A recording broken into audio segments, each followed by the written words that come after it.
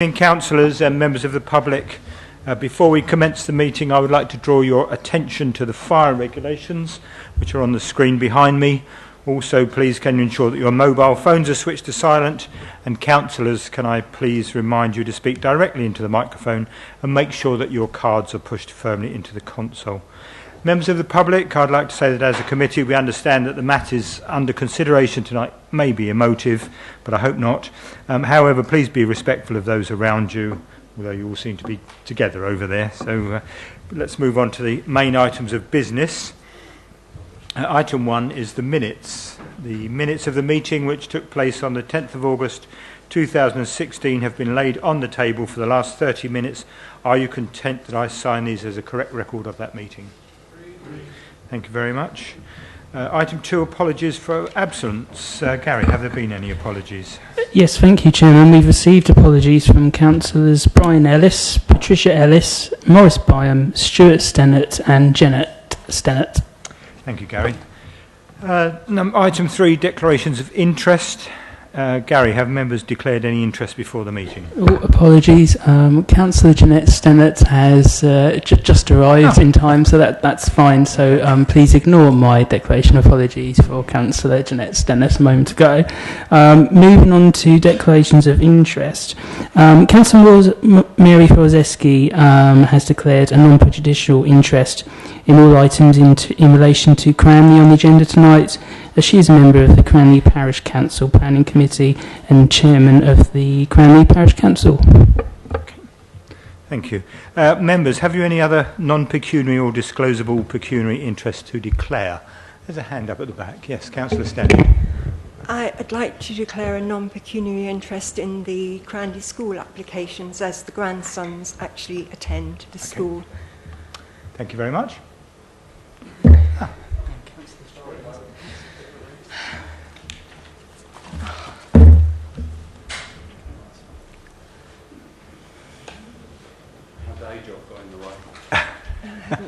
Good evening, Councillor Stennett. Can I take it as read that the declaration of non-pecuniary interest that your fellow councillor just declared applies to you as well?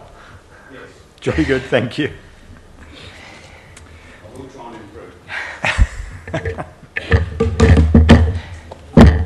Item 4, questions from members of the public. Have there been any questions received? None received, Chairman. Good. Item 5, relevant updates. Peter, are there any updates to government guidance or legislation that the committee should be aware of? Thank you, Chairman. No updates for you today. Thank you. Thank you very much. Right, 6.1, site visits. In the event of site inspections being necessary as a result of consideration of the applications at this meeting, these will be held on Monday the 3rd of October 2016 at a time to be agreed. Now to move on to the planning applications, but I think, Peter, you'd like to speak first about the local plan. Yes, please. Thank you, Chairman. Yes, I just have one update, and it applies to all applications on the agenda tonight. And it's with regards to the heading, Development Plan Policies and Proposals, which is in your agenda, specifically on pages 17, 39, 67 and 85. You'll see a paragraph which relates to the weight to be afforded to the local plan. I just want to update that because we've slightly changed the position and weight to be afforded to the local plan, which has come out of the evidence that's been given at a recent public inquiry. So I'll just read what that paragraph should now be quoted. So it's, the Council is in the process of replacing the adopted 2002 local plan with a new two-part document. Part 1, Strategic Policies and Sites, will replace the core strategy that was withdrawn in October 2013. Part 2, the non-strategic policies and site, will follow the adoption of Part 1. The new local plan builds upon the foundations of the core strategy, particularly in those areas where the policy/approach is not likely to change significantly. On the 19th of July 2016, the Council approved the publication of the draft local plan, Part 1, for its pre-submission consultation under Regulation 19 of the Town and Country Planning Regulations 2012. In accordance with paragraph 216 of the MPPF, weight can be given to the draft local plan, but the degree to which it can is determined by the stage of the stage the plan has reached and the extent to which there are any unresolved objections to it. It is considered that significant weight can be given to the pre-submission plan following the pre-submission plan document publication on Friday the 19th of August. Given its history of preparation thus far, the iterations of it and the extent of consultation and consideration on it to date. The weight afforded to the draft local plan will increase as the plan progresses through examination and onto its adoption in 2017. Just obviously that's a large bulk of text that I've just written. But the key point is that significant weight now can be given to the emerging plan, and we'll be bringing that out in reports as and when that's necessary in the determination of application before you. So hopefully that's helpful and an update to each specific item. I now hand over to Jenny, if that's okay. Thank you, Peter.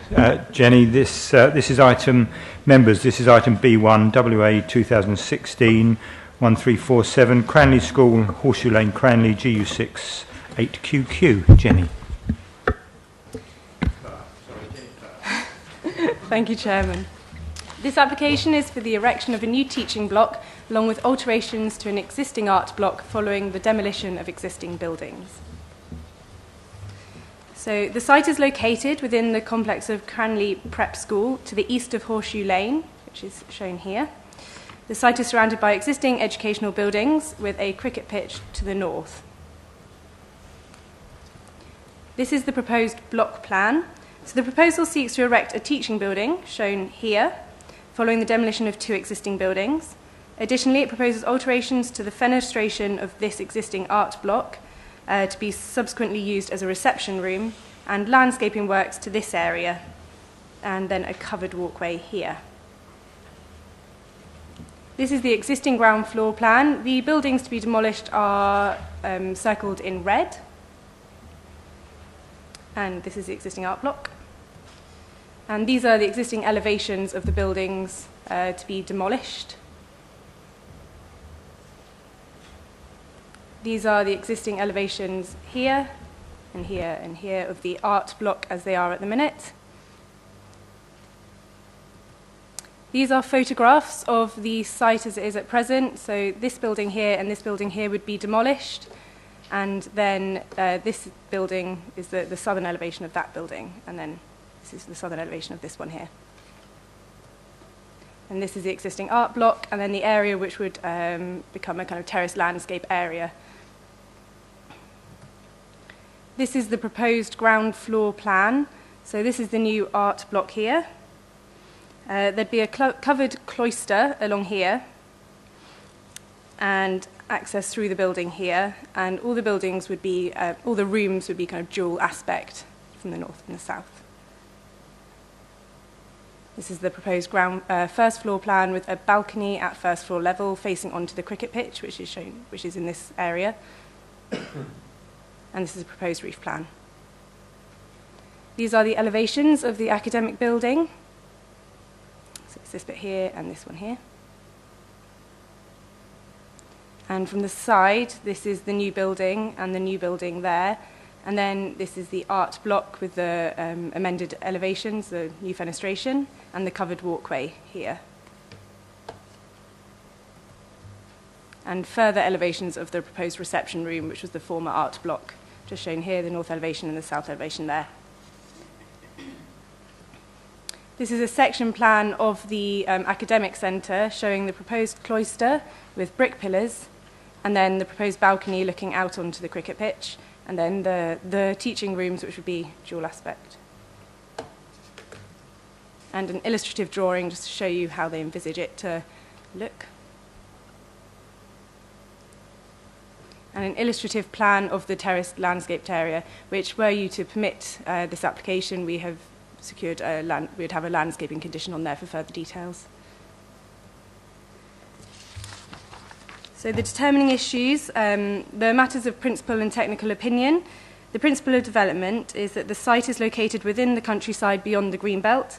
The MPPF gives great weight to the need to expand schools, and policy C2 of the local plan supports development within the countryside for the reasonable needs for education. Additionally, policy CF3 of the local plan supports extensions to existing educational establishments.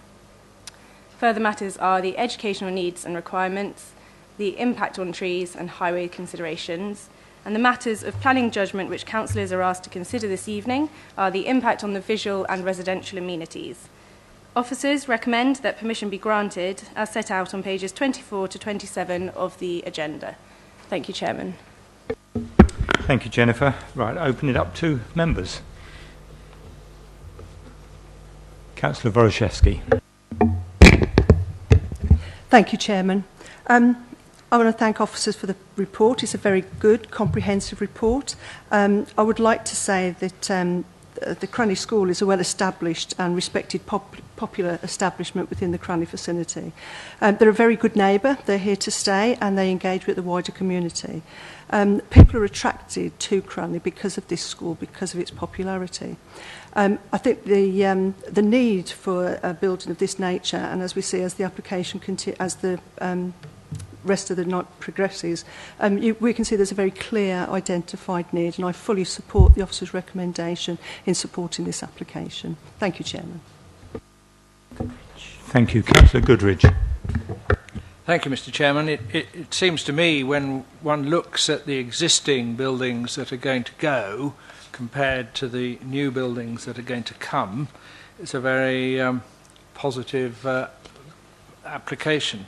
Seems to me, I mean, I've no idea, but it looks as if it's sort of 1960s flat roof, rather ordinary educational blocks or block that's going, and replacing it with something that has some architectural merit. And therefore, I think it will fit in very nicely with the buildings either side of it. So I'm very much in favour of the officer's recommendation. Councillor Seaborn. Thank you, Chairman. I totally agree with the comments that colleagues have already passed. The enhancement of educational facilities is generally worthy of strong support. Modifications described in this and the other applications submitted tonight and previously appear to be sympathetic with the school's character and will have little, if any, visual impact on the surrounding residents. So I'm fully supportive of the officer's recommendations to approve this application, but I wonder if colleagues would like to give consideration to a small addition to condition 2, which covers the requirement for a construction, environment and transport management plan. This application and the others that we're going to consider subsequently describe very little public consultation.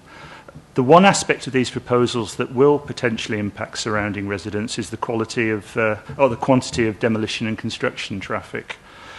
So to minimise this impact, I wonder if the recommended approval would benefit from the addition of a short clause requiring the planning for vehicle movements associated with demolition and construction to be fully integrated with the corresponding plans for any concurrent and subsequent sequential building activities at CRANLEIGh School. I'd hope this would happen in any case, but I don't think it can hurt to make integration of the traffic plans a requirement so that residents in surrounding roads are only subjected to the minimum volumes of traffic necessary to deliver this programme. Thank you, Chairman. Thank you. Officers, do you wish to comment on expanding on condition 2?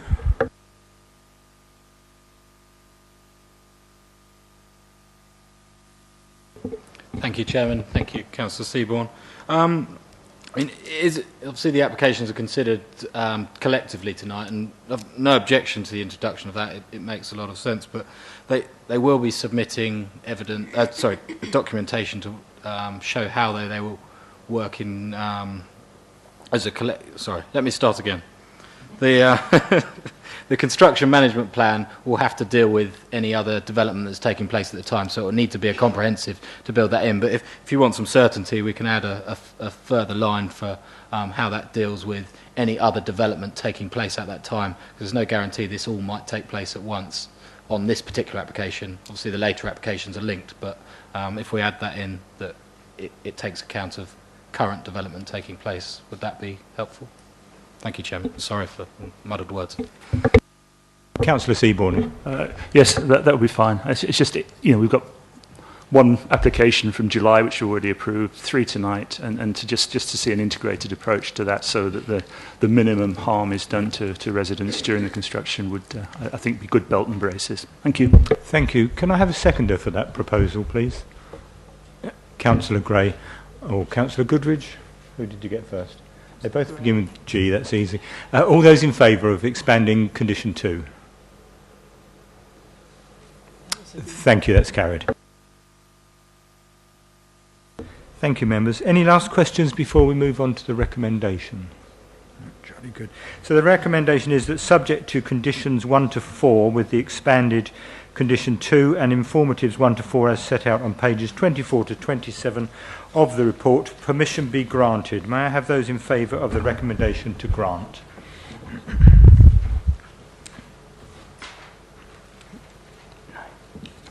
Okay, so that's one. Sorry, can everybody keep their hands up? So that's 1, 2, 3, 4, 5, 6, 7, 8, 9 for. Anybody against? No abstentions. Oh, were you voting? Oh, sorry. Sorry. Yes, I was voting in favour. Sorry, yes. Yeah. Fine. Yeah. Okay, so that's 10 voting for the recommendation. So that's carried. Thank you, members. The recommendation to grant.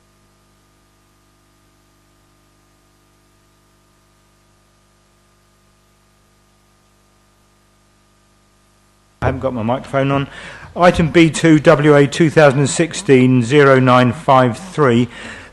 The officers have requested that we take this, or certainly that Jennifer presents her presentation of this one and item B3, WA 2016-1433 together. So if Jennifer would like to present those two together, which are both Cranleigh School, Horseshoe Lane, Cranleigh, and then we can discuss each application separately afterwards. Thank you, Jennifer.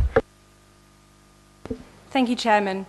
These two applications are being presented together as they have both been recommended for approval, but with a condition to tie them together were permission to be granted.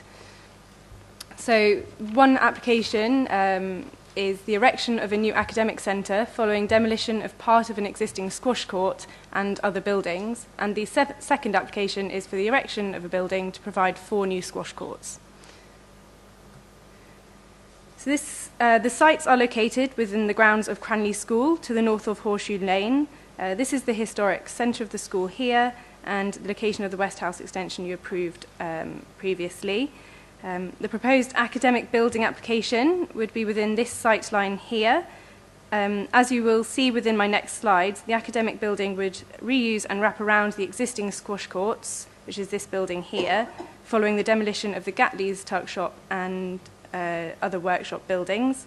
As such, to replace these existing squash courts, the applicant has proposed to erect new squash courts on the site here, within this red site line, adjacent to the existing sports facilities, which is subject of the second application. So with regard to the academic centre, which I'll go through first, this is the existing block plan. We've got the squash courts here, and the areas hatched in blue are proposed for demolition. This is then the proposed block plan, which shows the existing squash court building outlined there, and then the wraparound extension, the retention of the existing parking area, and then there'd be landscaping here. These are the existing elevations of the squash courts and existing photographs of the squash courts. And then these are the buildings, the Gatley's tuck shop, and then the workshop buildings that would be demolished. So these are the proposed elevations and further elevations here. And this is the proposed ground floor plan. This shows the existing squash court building where the brickwork would be retained, and then the wraparound classroom teaching facilities. And then the first floor plan as well, and the roof plan. These are illustrative drawings to show the proposed final look of the building, and then the kind of retention of the brickwork of the squash courts, which would be visible from that central circulation space. I've also brought a materials board to demonstrate the proposed materials should members wish to see it. So moving on to the second application, which was located here for the squash courts. These are the existing elevations of the existing sports facility and the existing floor plan, with the proposal would tuck into this area. And then the proposed elevations, this is the new part of the building, here, here, and here. And then the proposed floor plan with the 4 squash courts, which would be internal. These are photographs of the existing sports building. Before I go through the determining issues, I turn your attention to the update sheet. The applicant submitted further information to support the proposed sustainable drainage scheme for the academic centre, which the lead local flood authority have provided comment on and consider to be acceptable. The lead local flood authority continue to recommend that conditions 8 to 11 set out on pages 58 and 59 of the agenda be imposed on any permission granted. So the matters of principal and technical opinion that relate to both of the applications are the principle of development. As with the previous application, the site is located within the countryside, and there is great weight within the MPPF to the need to expand schools. The other matters are the educational needs and requirements, the loss of and the provision of the sporting facilities. Sport England have been consulted on the application. They raise no objection to the loss of the existing squash courts, provided that, were permission to be granted, it be tied to the second application for the erection of the squash courts, hence why they're together. And then finally, highways and parking considerations. The matters of judgment which councillors are asked to consider this evening are the impact on the visual and residential amenity of both applications. Officers recommend that permission be granted for both applications as set out on pages 56 to 60 and 74 to 76 of the agenda. Thank you, Chairman. Thank you, Jennifer. Members, I think it would probably be useful if we did discuss both applications together, but then obviously take a separate vote at the end. So open to you. Councillor Band. Thank you, Chairman. Again, I think these plans, and firstly, I think the officers have given us a very comprehensive report, which makes it very clear what is going on. So thank you for that. But I think these applications look to me to be entirely sensible. It seems to me quite logical. If you need more academic classrooms, you make them in an area which is as close to the existing academic area as possible, and sensible in that case to remove things like the squash courts and locate those associated with the existing sports facilities. So it seems to me these proposals are entirely sensible in supporting the development of what councillors have previously said is a very successful and important school within the CRANLEIGH area. So I'm quite happy to support both these recommendations. Thank you. Councillor Woroszewski.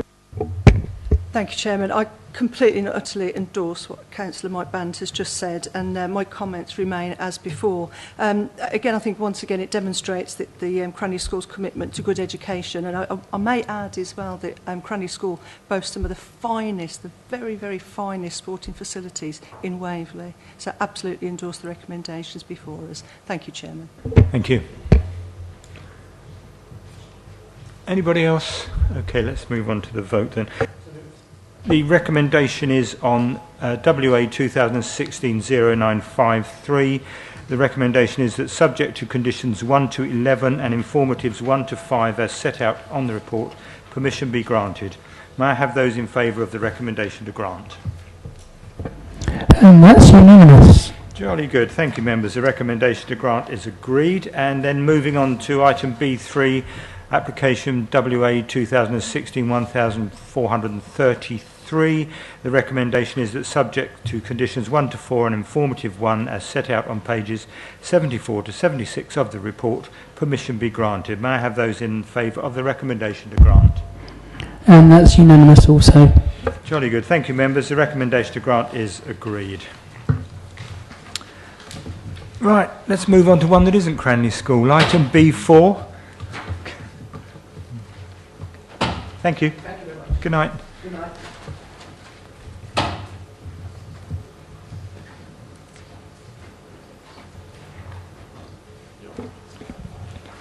Thank you, Chairman. Yes, may I just introduce this? Of course. Yeah. So you'll note from your report update sheet that the application WA 2016-1078 has been withdrawn by the applicants, so it's not for consideration this evening. Thank you, Chairman. Thank you, Peter. So item B5, WA 2016-1143, units 3, 4 and 4A to provide 3 dwellings with associated parking and ancillary works at units 3, 4 and 4A, Stirling Barnes, Knoll Lane, Cranleigh, GU6 8JP. It says here Julie, but that doesn't look like Julie sitting there. Tim, would you like to introduce the application to the committee, please? Thank you, Chairman. Members, the application refers to a change of use to 3 units within a 6-unit site, including alterations. So the application relates to units 3, 4 and 4A, which are currently used for office and commercial use. Units 1, 2 and 5 within the same complex, you could say. Units 1 and 2 are in residential use, and Unit 5 is still in lawful office use but does have permission for residential. This is an aerial view of the site. Next door here is a residential property. Over here are some industrial units. The application relates to particularly these 3 here.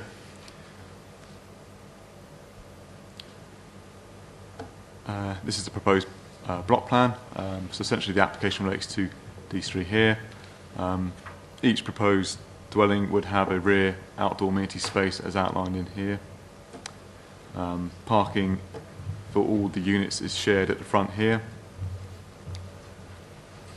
Units 3 and 4, which is this one and this one, would be 2-bedroom, and this middle one would be a 1-bedroom unit. So the proposed external alterations really is the front 3 facing dormer windows to go in here. These roof lights are already existing.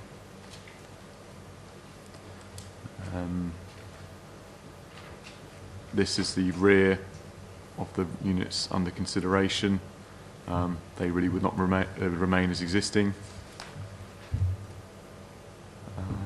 The ground floor plans.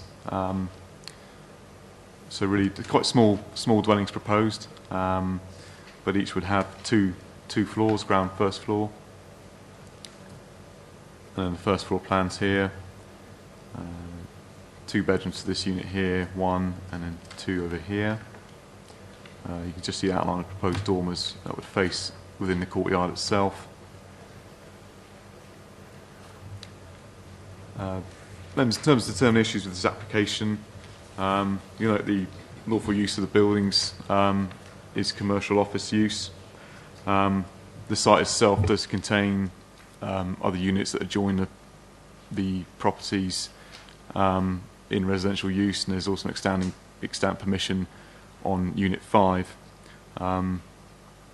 So although not a lengthy amount of marketing has taken place for the loss of the commercial use, officers are satisfied that actually in this particular circumstance the loss of it is acceptable, and the proposal will provide 3 small residential units in already a residential area. Visual amenity, really the 3 front dormer windows for consideration, and residential amenity, as you saw, there's 1 neighbour to the left hand side on the aerial view. There's no windows proposed to face that neighbouring property. So overall recommendation is to grant permission. Thank you, Chairman. Thank you, Tim. Members.